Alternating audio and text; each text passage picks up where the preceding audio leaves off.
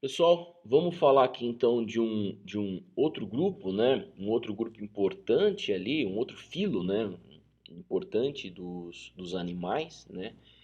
Que é opa, que é realmente o filo Quitenófora, tá? Esse outro grande grupo aqui dos animais.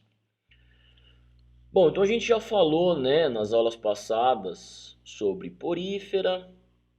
A gente falou sobre Placozoa um pouquinho, né? Um filo bem pouco diverso.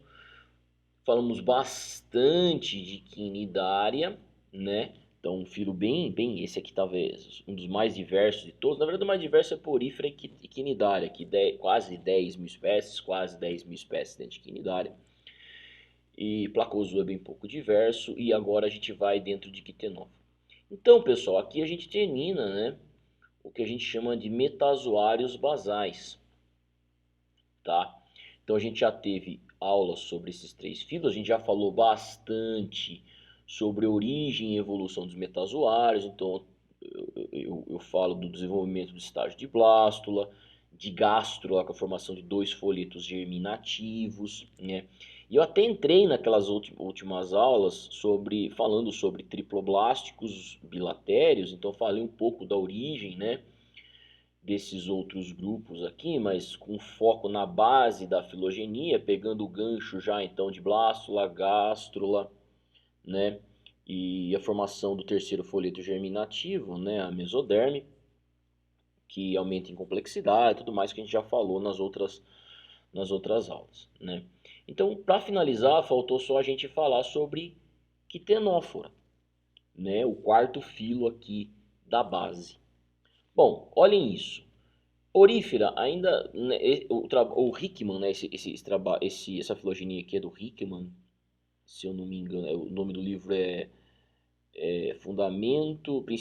desculpa, não é Princípios Integrados de Zoologia, tá? Então, nesse livro, ele coloca realmente Porífera na base, mas existe uma politomia aqui entre esses outros três filos considerados basais, né? Então, assim, essas terminologias basais, essas coisas, vocês viram na disciplina de sistemática, né?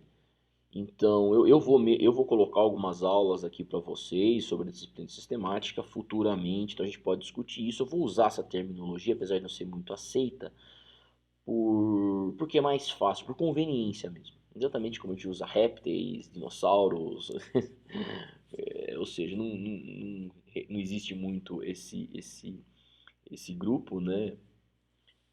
Só para concluir, né? Na verdade, répteis teria que incluir aves, dinossauros não foram extintos porque aves são viventes, tá? Então, assim, só para. Mas a gente usa os nomenclatura por conveniência, tá bom? Então, Porífera, Placozoa, Quinidária, vamos para Quitenófora. Como eu já havia dito, esse trabalho aqui é um trabalho que eu trago para vocês, né? E ilustra esse problema da padrão de relação entre a gente não entender muito bem, não tem muita certeza ainda do padrão de relação entre os primeiros grupos ali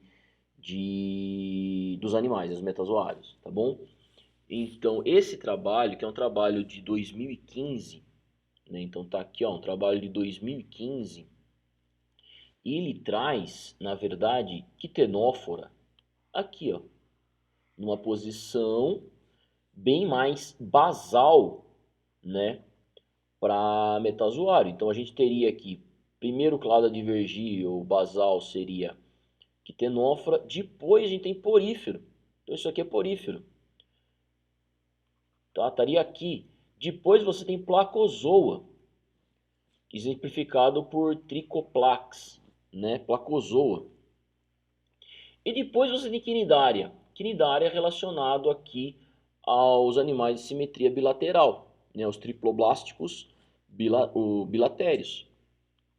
Tá, aqui tem vários clados, a Priopulida, a gente tem os vertebrados, né? Nós mesmos, Homo sapiens, né? Dânio rério, entre outros bichos. Isso aqui Dânio rério é um peixe, tá? Então, pessoal, essa relação ainda desses quatro, né? Quatro grupos, Quinidária, placozoa, porífera e mesmo quitenófora ainda é discutível, né? Então novas filogenias trarão novos insights, novas hipóteses sobre o padrão de relação entre essas espécies. E qual a importância de se saber exatamente o padrão de relação entre esses grupos?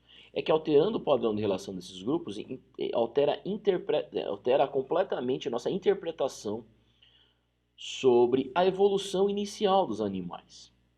Tá? Então tudo que a gente discutiu, né, naquelas aulas, na verdade uma aula que foi dividida em duas partes, que é a origem e evolução dos animais, né, dos metazoários, foi baseada numa filogenia específica, num padrão de relação. Se a gente altera a relação entre os clados, você altera essas hipóteses. Isso causa um problema para a gente, tá bom? Então, a gente vai seguir o livro do Hickman, né, Princípios Integrados de Zoologia, aquela filogenia proposta, né, que na verdade porífera é sim mais basal. Depois você tem ali ainda uma grande dúvida entre quitenófora, placozoa e quinidária, tá? Mas pelo menos neste momento a gente está aceitando ainda que porífero é mais basal, mas a gente já fez uma ampla discussão sobre isso e sobre as implicações dessas mudanças de posição na aula de origem e evolução de metazoa. Tá? Então não é só a relação entre esses grupos que ainda está bem controversa, né, que é muito controversa, mas também as relações entre grupos de quitenófora. Tá? Então se você pegar os principais clados aqui dentro de quitenófora, as relações entre essas espécies ainda são muito controversas. Tá? Só para vocês terem uma ideia, né? Antigamente, tanto quinidária quanto quitenófora fazia parte do mesmo grupo, se eu não me engano, porífera também. Depois, vários autores foram separando outros autores foram separando as coisas, né? Porífera saiu de dentro desse grupo, depois tiraram quitenófora, ficou só quinidária, então os três grupos foram separados, né? E é nosso entendimento hoje que sim, são três grupos separados, reconhecidos como filos distintos, ok?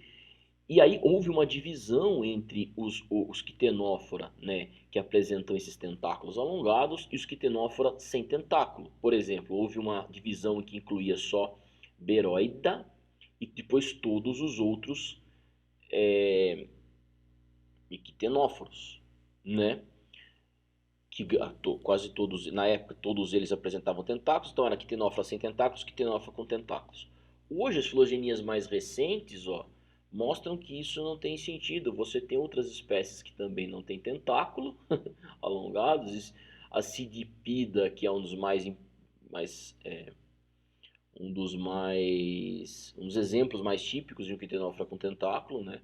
E o Beroidea, que é o exemplo mais típico de um quitenófora sem tentáculo, tá? Estão aqui relacionado a outros clados com e sem tentáculos. Então, aparentemente, essa classificação de sem tentáculo e com tentáculo também não faz sentido. Ou seja, você utilizar o tentáculo, a presença de tentáculo para separar a espécie de quitenófora também não faz muito sentido, tá? Então, muitas das nossas hipóteses sobre o padrão de relação, né, ou seja, como a evolução aconteceu dentro desses grupos, é basicamente utilizando caracteres moleculares. São filogenias baseadas em caracteres moleculares, tá? Novamente, a gente vai ter aulas sobre isso em outras disciplinas, ok? Bom, então as relações ainda são muito controversas. Nós vamos ver ao longo dessa aula alguns grupos mais típicos de quitenófora, né, os principais grupos, os mais típicos dentro dos quitenófora.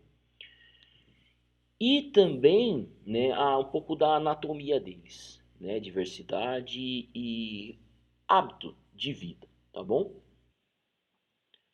Quitenófora, né, o que significa a palavra quitenófora. Então, a própria origem, quiteno, né, está relacionada a uma estrutura locomotora do grupo que a gente vai ver daqui a pouco, né? Então, o nome quitenófora significa, na verdade, portadores, fora, né? Portadores, e quiteno, pentes. pentes que são utilizados para locomoção. Tá? Então o nome é portadores de pentes, que são utilizados para locomoção, né? Então esse nome ele está associado a 8 fileiras de placas ciliares, que são esses pentes aqui, que são utilizados para locomoção, ok? Então assim, comparado os outros filos que a gente viu até agora, principalmente porífera e quinidária, a diversidade em termos de espécies de Quitenófora é muito menor. Então existe hoje em torno de 150 espécies de Quitenófora descritas, né? Então a sua diversidade é pequena, porém é um grupo que é conhecido há muito tempo atrás, tá? Muito mesmo. E por uma característica muito interessante. Os quitenóforas, a maioria dos quitenóforas são bioluminescentes, tá? Então, os primeiros navegadores, né, principalmente os navegadores do século retrasado, quando estavam em mar aberto, né, eles conseguiam, ou próximo à costa, né, mares abertos ou próximos à costa, eles observavam esses animais emitindo luz de dentro d'água, tá? Então você conseguia ver esses bichos, né, devido à escuridão completa dos oceanos, né, na ausência de luz, quando não tinha uma lua bonita, uma lua cheia e tudo mais, os navegadores conseguiam observar as luzes emitidas por esses bichos, né? Então, apesar de eles serem conhecidos há muito tempo, a gente não compreendia muito bem a sua diversidade, né? Por um motivo bem simples, apesar de eles poderem ser observados algumas vezes, né, nos oceanos por emitirem luz, a sua captura era muito difícil, tá? Por quê? Porque eles não são facilmente capturados por redes de arrasto, por a maioria dos equipamentos que a gente utilizava era para pesca, né? Porque eles têm um corpo muito sensível. Então, uma vez que você passa uma rede de arrasto longa e vem quitenófora junto, você destrói completamente o corpo deles, né?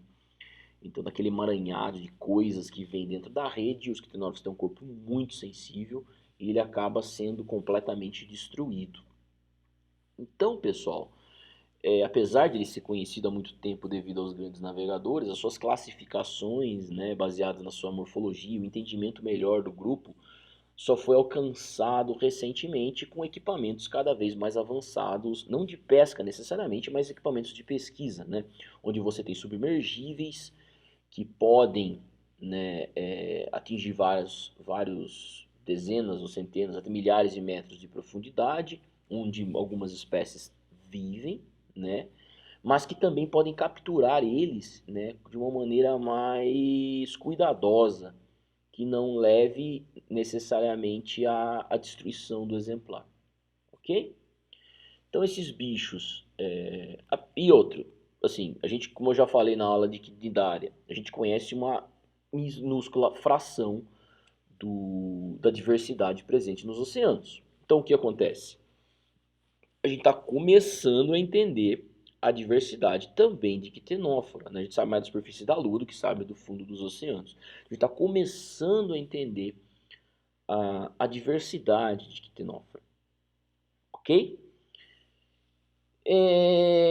Então, provavelmente no futuro, né, nos próximas décadas, uma quantidade bem maior de espécies vai ser reconhecida, vai ser encontrada, tá? É bem provável que esse número, então, de 150 aumente bastante. Bom, todas as espécies são marinhas, preferencialmente de águas quentes, tá? Mas podem acontecer em águas profundas mais gélidas, tá? Eles são conhecidos popularmente como as nogueiras do mar ou no nome inglês comb jellies, tá? Bom, eles têm uma diversidade incrível de formas, né? Então você tem aqui as formas com tentáculos, formas sem tentáculos e alguns organismos são bentônicos, ou seja, eles vivem ali associados ao fundo dos oceanos, ok? E como eu já havia dito, muitos são bioluminescentes e iridescentes. Qual que é a diferença entre bioluminescente e iridescente? Tá? A palavra iridescente a gente utiliza muito aqui no estudo dos vertebrados para as aves. Né? Então, o que é os iridescentes? O bioluminescente ele emite a própria luz. Tá? Então, você tem células capazes de produzir luz. Né? E ele emite essa luz. O objetivo disso é o quê?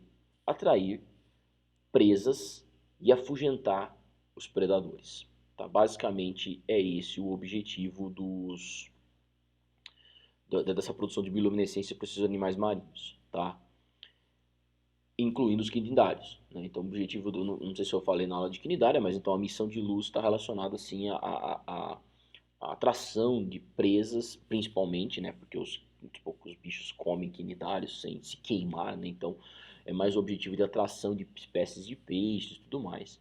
E no caso dos quitenófora, que não tem, na verdade, eles não têm as células chamadas de quinidócitos com os organelas nematocistos, que arpoam as espécies que nem tem os quinidários. Então os quitenófilos não têm essas células. Então se você colocar a mão nesse bicho, você não vai se machucar, não vai te matar, como eu falei lá dos cubozoários, tá? O que eu estava falando? Ah, tá. A diferença entre bioluminescência e iridescência. Então, bioluminescência é isso. Agora, iridescência é uma outra coisa. Iridescência é o seguinte: os beija-flores, né, são um exemplo que a gente gosta de utilizar bastante como exemplo de iridescência.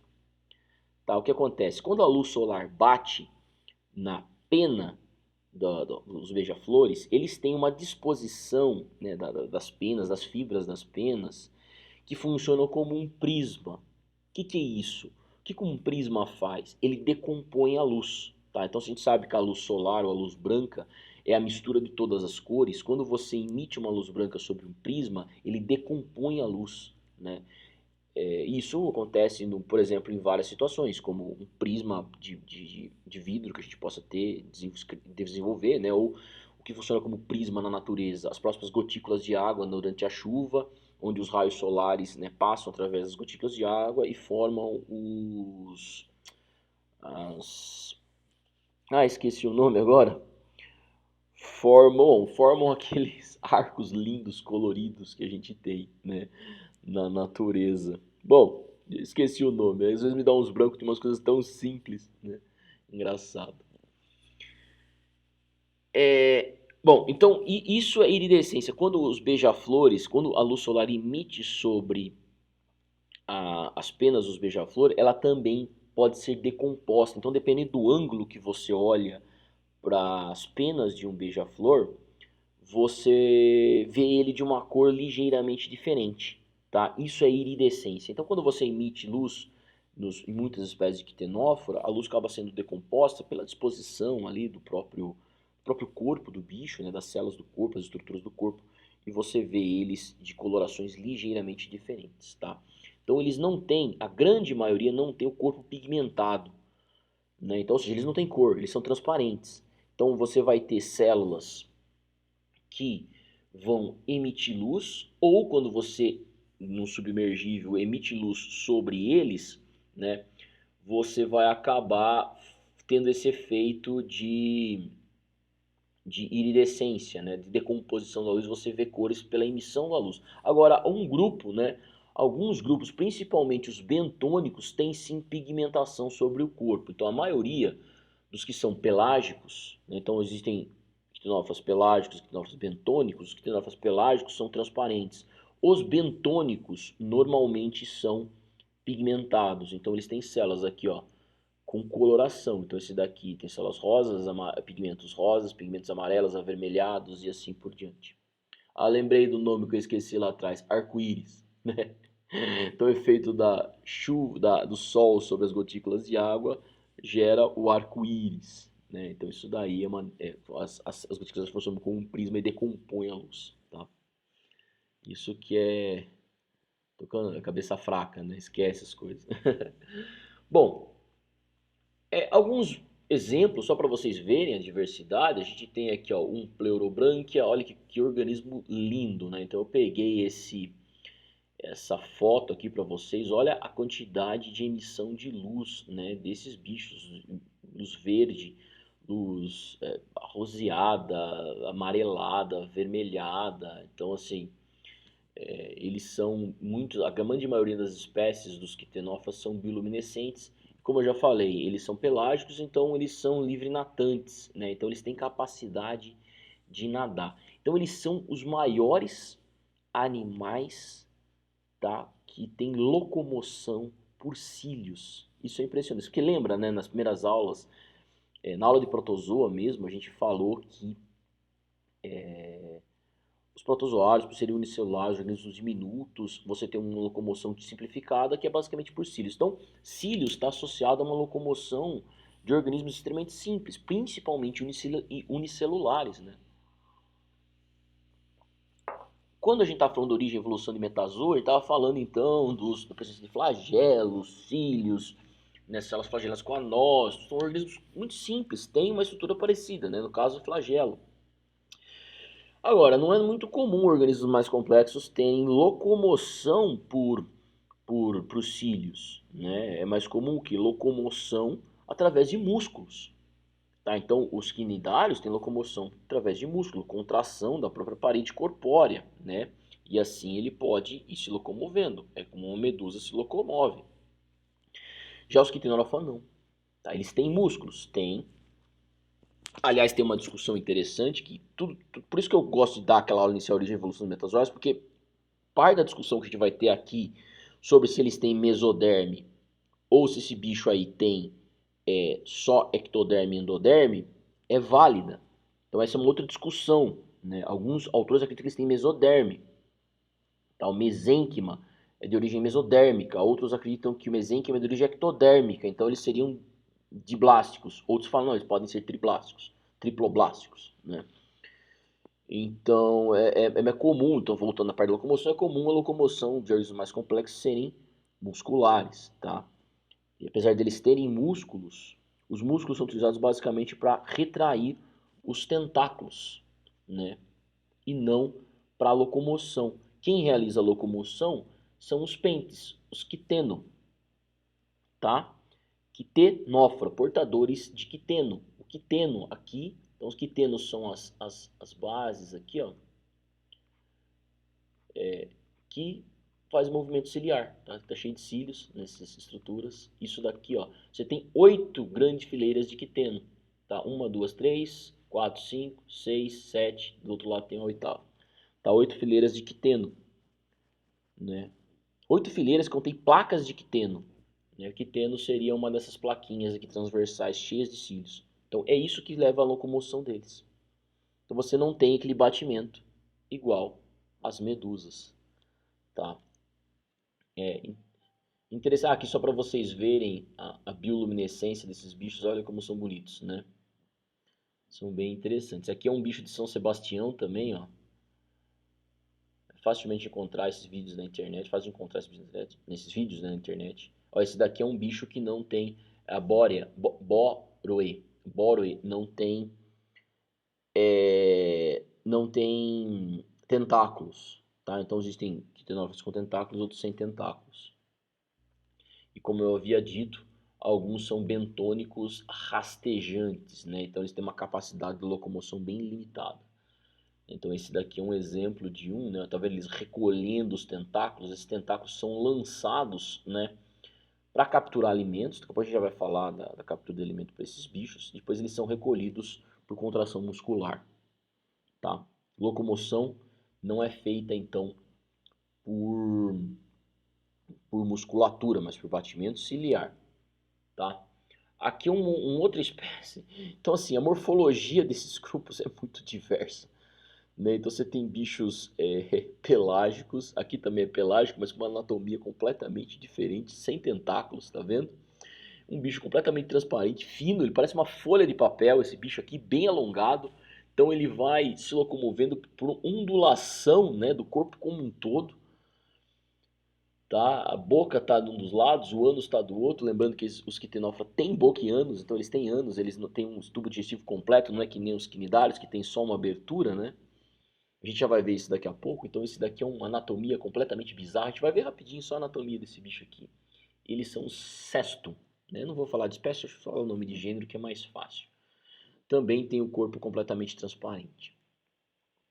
Ok, então vamos falar anatomia generalizada. Anatomia generalizada de um quitenófora com tentáculos, um pleurobranquia, que é o bicho base aí para a gente falar da anatomia dos quitenófora. Então como é que é a anatomia deles, pessoal? Você vai ter, ó, primeira coisa, então boca e ânus, tá? Aqui não está indicado, mas ele tem um tubo digestivo completo, então aqui a boca, a entrada da boca.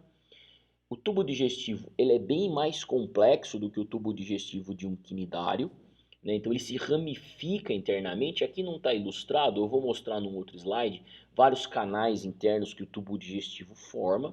Tá? Então aqui só está ilustrado o trato digestivo até a outra extremidade corpórea. Aqui é a extremidade oral, aqui é a extremidade aboral, né? Então, normalmente você tem extremidade oral e aboral. Na aboral você vai ter, num cantinho aqui, o ânus, tá? São duas aberturas do ânus diminutas, então nem todo, por isso que eles não estão indicando aqui, né? Nessa figura não está sendo indicado, porque são duas aberturas diminutas, difícil de serem observadas, então nem todas as figuras os livros representam, as figuras dos livros representam um ânus. Então são duas aberturas diminutas. No centro, aqui entre os dois ânus, você vai ter um órgão sensorial apical. O que é um órgão sensorial apical? É aqui que vai estar o estatocisto.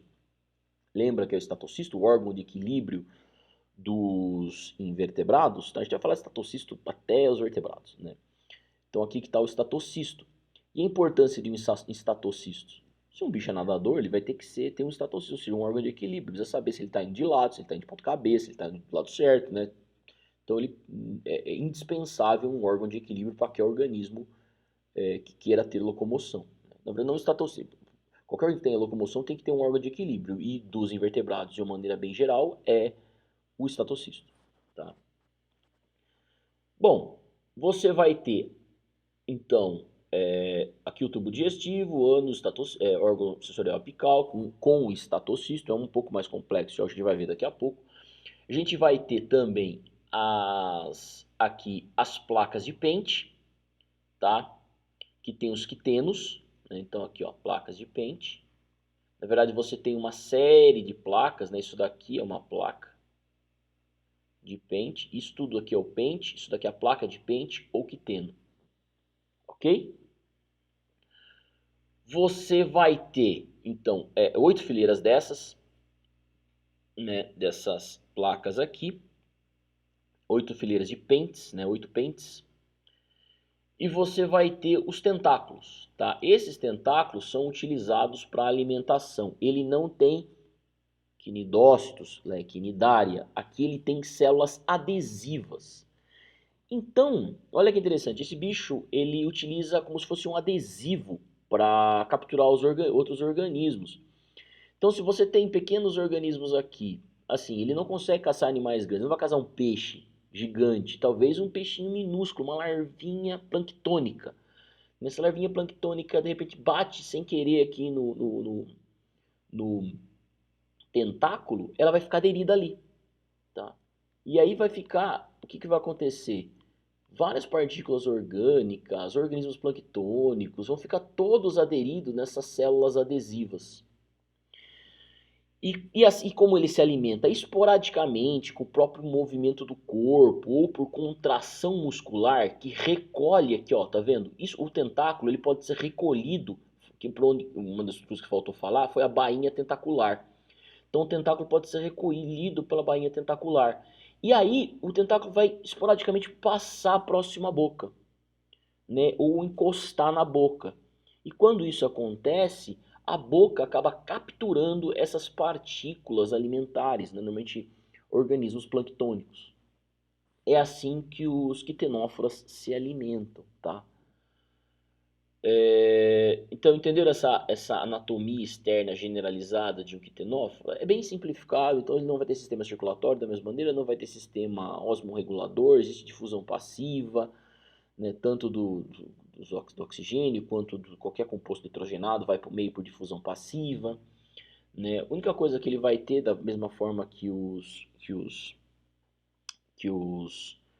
quinidários, é sistema digestivo, né? Então cavidade gastrovascular para a disposição dos nutrientes para as outras partes corpóreas, e um sistema reprodutor. Tá? Um sistema reprodutor que está ligado ainda ao sistema digestivo. Né? Em muitos organismos isso acontece. Né? Então você vai ter lá, eles são hermafroditas, então você vai ter partes do sistema reprodutor masculino e feminino, todos ligados a uma das ramificações aqui do sistema digestivo, e eles produzem ali tanto óvulos quanto espermatozoides. Pode acontecer autofecundação, né? Mas isso deve acontecer no meio. Então eles liberam isso para o meio, tanto o óvulo quanto o espermatozoide, no meio externo, né? O óvulo e o espermatozoide sai para o meio externo e ali a fecundação acontece. Pode acontecer fecundação cruzada, pode acontecer autofecundação. Ok, então essas células adesivas, olha aqui, ó.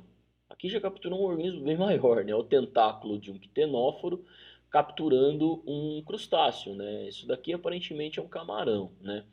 Então as células adesivas são essas células aqui.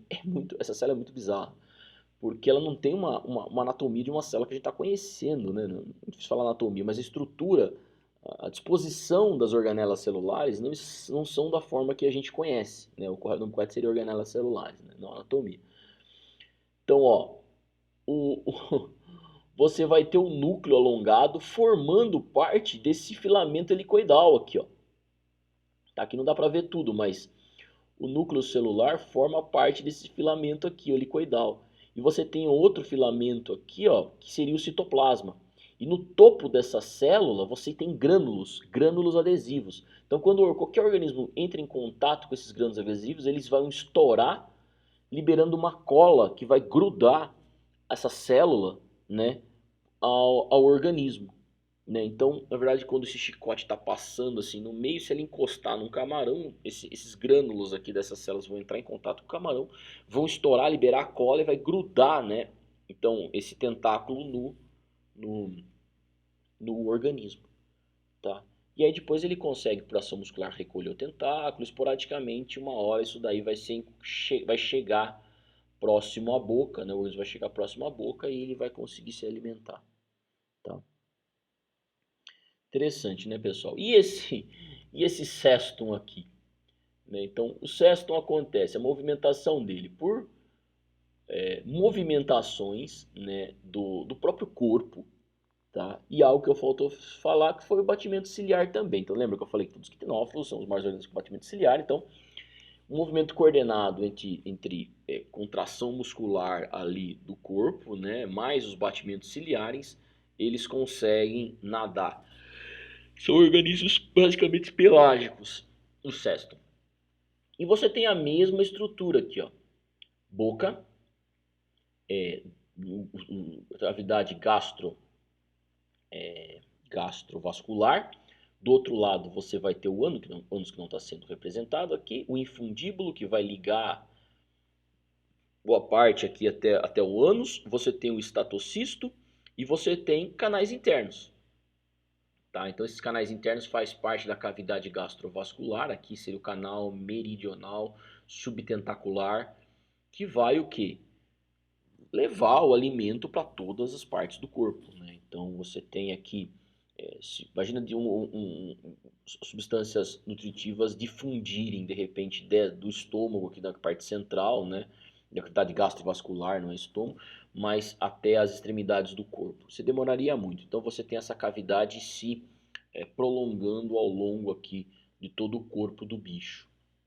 E aí ela consegue levar os nutrientes para todas as partes do corpo. Ok? Então é uma anatomia diferente. Né?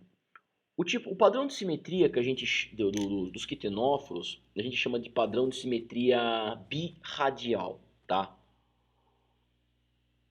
O que é isso? A gente usa basicamente o tentáculo. É uma simetria radial, onde o que define ali o padrão de simetria são a posição dos tentáculos. Né? Então você tem um tentáculo de um lado tentáculo do outro lado, esquerdo e direito, né? E aí um plano de simetria birradial. Por que não é bilateral? Porque você não tem concentração de células nervosas, por exemplo, numa das extremidades do corpo, formando uma cabeça, por exemplo, que nem a minha cabeça aqui, né? Então você não tem essa disposição aqui. Você tem então um padrão birradial que é dado porque você tem células nervosas dispostas ao longo do corpo, então seria radial a simetria, porém os tentáculos são dois, né? Então você acaba definindo um padrão que a gente chama de birradial. Ok? Então aqui numa outra visão, olhando, né, as placas dos pentes, ó, isso daqui é uma placa de pente, só uma placa de pente, ou quiteno. Isso daqui são as fileiras de pente, tá? Então aqui uma fileira de pente, duas fileiras de pente, tá? 3, 4, 5, 6, 7, 8. 2, 4, 6, 8. Ok, 8 fileiras de pente. Você tem aqui próximo ao ânus o estatocisto, né? O estatólito é normalmente o mineral, né, que forma o estatocisto. Eu vou falar isso daqui a pouco. Acho que no próximo slide eu vou falar disso. Então guardem essa informação. E você tem aqui, só para mostrando para vocês, ó, o trato digestivo bem mais complexo. Você tem boca, o ânus vai se abrir nessas extremidades aqui, tá? Os dois ânus os dois ânus diminutos, e você vai ter, olha as ramificações do trato gastrointestinal. Então aqui você tem, aqui a nomenclatura é um pouco mais complexa. Então, você tem faringe, estômago e várias ramificações em canais, não? Canais gastrovasculares aqui ramificados, o que? Levando então o alimento, né, os nutrientes, para todas as partes do corpo, tá? Então você tem uma infinidade de canais internos, ó. Outro canal aqui, o canal paragástrico, tá? Não precisa decorar o nome de cada um desses canais, mas basicamente você tem uma infinidade ali de canais internos. Aqui é só para definir o sistema tubo digestivo, então tem um slide que fala exatamente isso. Então ó, você tem o canal anal bem no final aqui, tá? Canal anal terminando no ânus, que não está mostrando. Canal aboral, né? Então esse aqui é a extremidade aboral, essa daqui é a extremidade oral, tá? Na extremidade oral, faringe, estômago, canais paragástricos, canais gastrovasculares internos aqui, tá? O sistema reprodutor está ligado a esses canais gastrovasculares que a gente vai ver daqui a pouco, tá? Já vou mostrar isso para vocês. Tentáculos, né? Então aqui só em outro slide, os tentáculos. Bainha do tentáculo, aqui é uma região onde o tentáculo é recolhido. Isso daqui é o tentáculo. Quem recolhe os tentáculos são músculos, tá? Os tentáculos de um quitenófora. Os tentáculos quitenófora têm basicamente num corte longitudinal e num corte transversal. Então no corte transversal talvez seja mais fácil de observar. Você tem músculos, né? Então para você ter movimento você tem que ter músculo. Então você tem músculo, ou cílios, mas no caso aqui é músculo.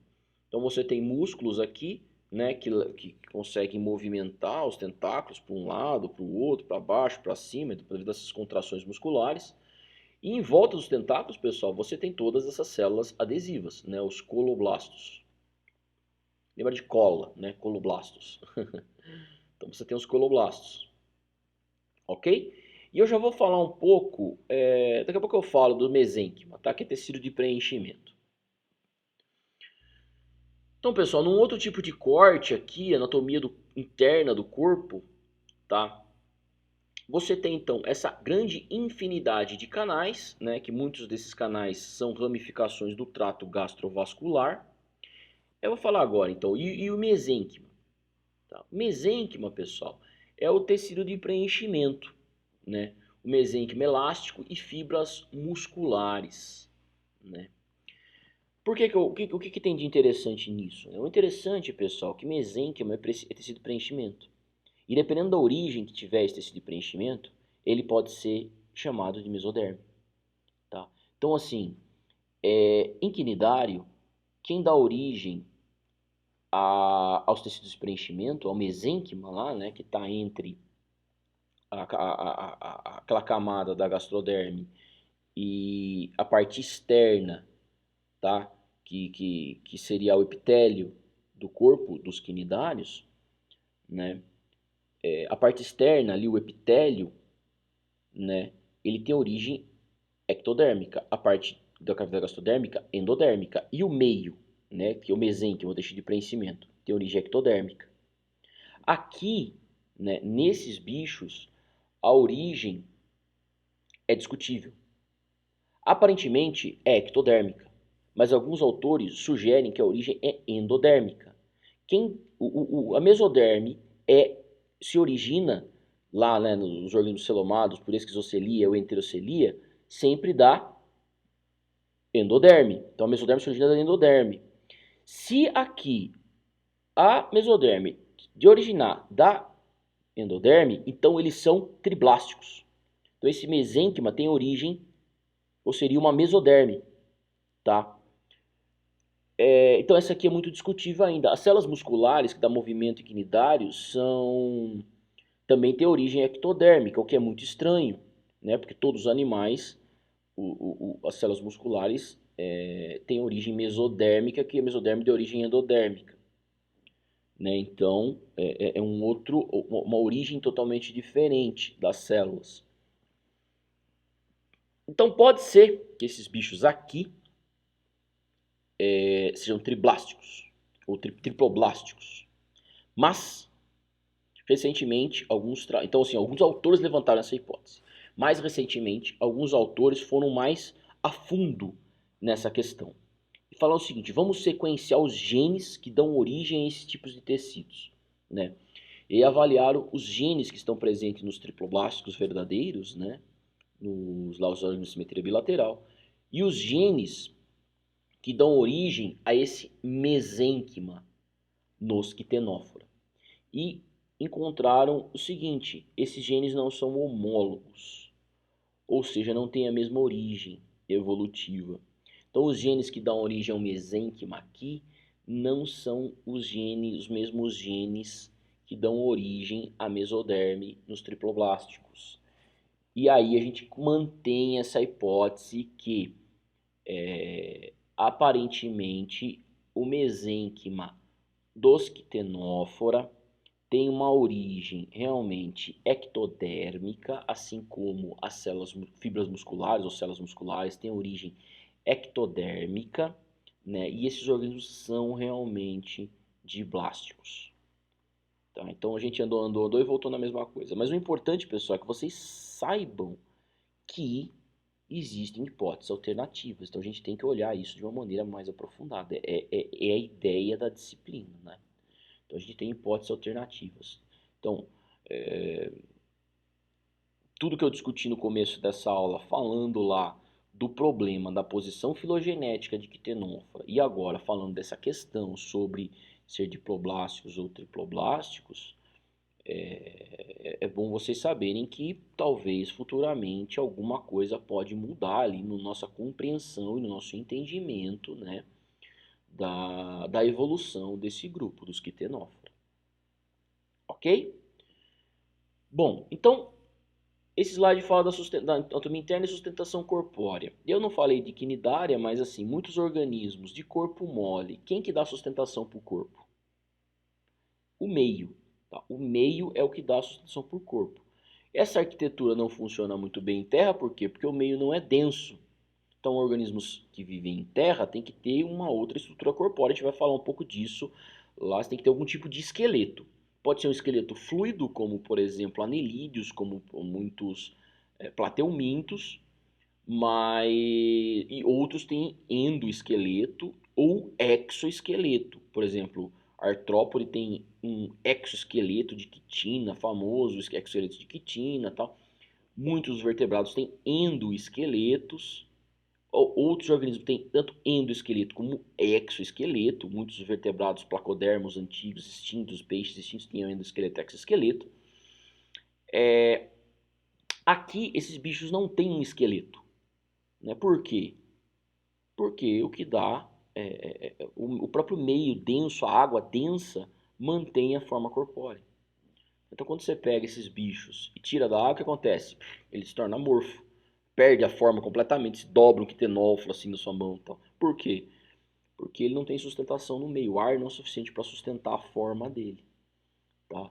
Então o que sustenta o corpo deles é o próprio meio. Né? Então você simplesmente tem mesênquima, que é o tecido de preenchimento, mais uma quantidade enorme de fibras, né? Entre elas fibras musculares.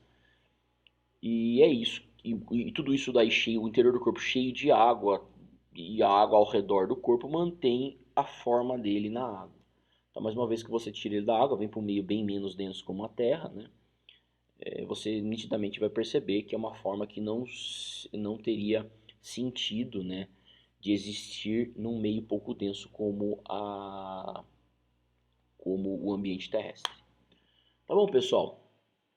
Então aqui, uma maneira bem detalhada, né, aqui a anatomia desse bicho. Talvez foi até um excesso de slides aqui para falar da anatomia deles, né? Então, ó, aqui a gente tem um canal anal, né, que vai dar origem ao ânus. O 2, dá para ver bem pequenininho aqui, mas o poro anal estaria aqui. 3, a gente tem um órgão sensorial apical. 4, o canal aboral, que termina aqui. Você vê que a nomenclatura muda um pouco de autor para autor, né? Então aqui eles chamam de canal aboral, que está próximo à cavidade aboral. Né? 5, aqui a gente tem os tentáculos deles. Né? 6, chamado de infundíbulo, que liga aqui o canal aboral, depois que vai terminar no ânus. No 7, você tem os canais aqui, ó, que aqui é bem detalhado esses sistemas de canais internos, né? Que leva basicamente o alimento para toda a cavidade gastrovascular se ramificando, né? Então, o canal transversal, 8, canal, né, interradial, 9, aqui você tem a bainha tentacular, tá? É onde o tentáculo consegue ser retraído, tá? O 10, né? Aqui a gente tem outras estruturas que eu não falei dela, mas são ramificações dos próprios tentáculos, que é os tentílios, né? Que para aumentar a superfície de contato quando ele encontra aí uma presa. 11, você tem os quitenos, né? Ou os pentes, tá? 12, boca, que está aqui embaixo. 13, aqui a faringe. 14, canal faríngeo. Aqui ele não está chamando o centro aqui do canal de estômago, né? Outros autores chamam de estômago. 15, aqui o canal tentacular, né? De novo. 16, canal meridional, né? Esse canal aqui que acompanha os quitenos. E 17, né, só para finalizar aqui tudo isso aqui, o canal é de radial. Então assim, não precisa decorar todas essas nomenclaturas, é só para mostrar para vocês a complexidade de canais internos, né, de ramificações internas do próprio a cavidade gastrovascular, tá bom? Respiração, excreção, tudo é feito a partir de difusão passiva pelo corpo, então eles não têm sistema circulatório e excretor, tá? A difusão das células para o próprio meio, então a água do mar sustenta eles, a água do mar está em contato direto com todas as células deles, as substâncias são difundidas diretamente ali do meio para as células para o meio, tá bom? E você tem os estatocistos, né? Talvez uns órgãos mais importantes. Né? Vou passar nos próximos slides aqui. É só para, voltando um pouquinho aqui, eles têm uma rede nervosa semelhante aos quinidários, tá? Então, é uma rede nervosa difusa. Tem um plexo lá, subepidérmico, mas nesse plexo aqui, né, que é uma concentração de neurônios, ele não tem um controle centralizado, tá bom? Então, esse é um sistema nervoso bem difuso mesmo, exatamente como a gente encontra aqui em nidários. Falando do estatocisto, tá, o órgão apical, é esse órgão aqui, tá? Qual que é a ideia do estatocisto, esse órgão apical? Você tem, né, o estatólito. Isso daqui é um estatólito. Né? Isso aqui é o estatólito. O que é um estatólito? Nada mais é do que um tecido mineral. Pode ser um grão de areia, pode ser uma estrutura de carbonato de cálcio, pode ser várias coisas, né? É uma estrutura dura, é como se fosse uma pedrinha ali dentro do órgão. E qual que é a função da pedrinha? Bom, a gravidade está influenciando a pedra, né? Então, se você dobrar o corpo por esse lado, o que vai acontecer? Essa pedrinha vai pender para cá, né? E aí o que você vai ter aqui? Você vai ter células chamadas células equilibradoras e cílios aqui, tá? Então essa pedra vai cair sobre esses equilibradores e os cílios. E aí o organismo vai saber que ele está pendendo para a direita. A partir do momento que ele está pendendo para a direita, ele reconhece isso através desse peso pendendo para o lado direito. Os pentes do lado direito podem ser ativados e aí o batimento ciliar se inicia e ele volta para o seu ponto de equilíbrio, né? Então esse ponto aqui esse ponto do corpo que estava caindo à direita inicia o batimento ciliar e ele volta para o seu centro de equilíbrio, tá? Então basicamente essa é a estrutura do órgão apical, né? Aqui em vista dorsal, está olhando por cima do órgão apical, né? Por cima dele, aqui na verdade por cima seria desse lado.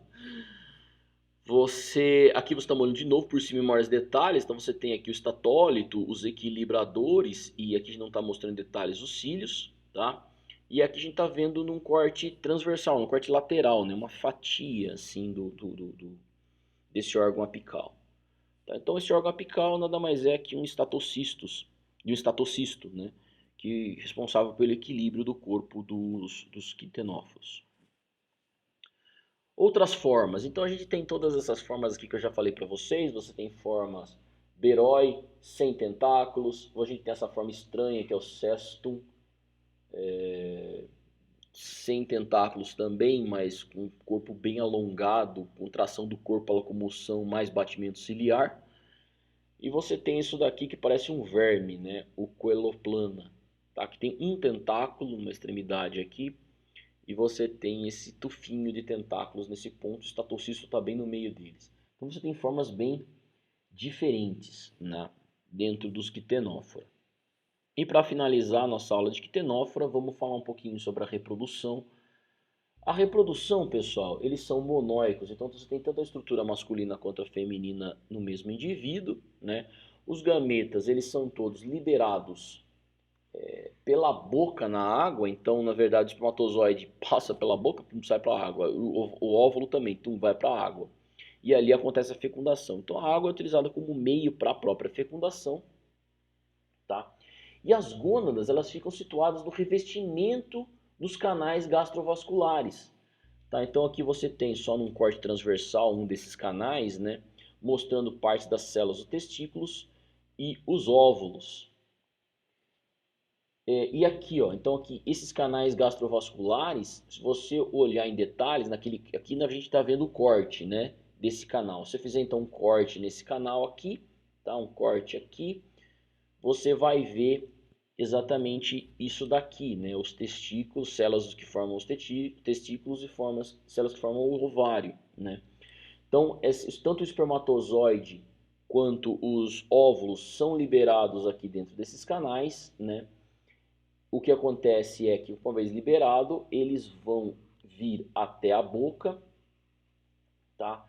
Passar por todo o comprimento do canal e assim são liberados no meio externo. E aí o espermatozoide, né? Vou fazer um espermatozoide mais bonitinho aqui. O espermatozoide e o óvulo pode ser fecundado no meio externo, tá bom? Formando o zigoto. E depois que forma o zigoto, você vai ter um estágio larval, que seria a larva cidipídio, né? É uma larva livre natante, uma larva planctônica, né? Então ela fica lá no meio ao zooplâncton, né? Cidipídio, então é a larva dos quitenófora.